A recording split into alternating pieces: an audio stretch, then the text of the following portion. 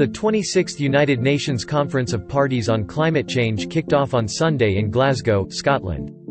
As the first conference after the 5-year review cycle under the Paris Agreement inked in 2015, delegates are expected to review overall progress and plan future actions on climate change in the coming 2 weeks.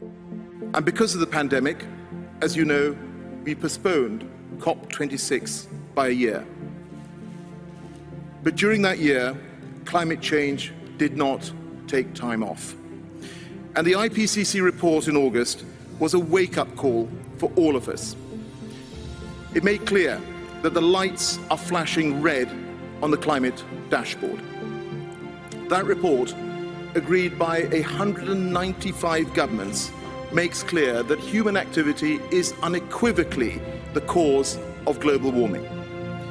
And we know that the window to keep 1.5 degrees within reach is closing.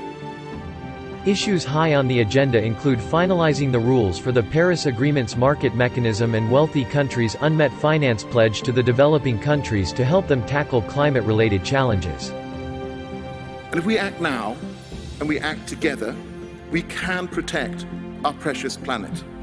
So let's come together over these 2 weeks and ensure that where Paris promised, Glasgow delivers.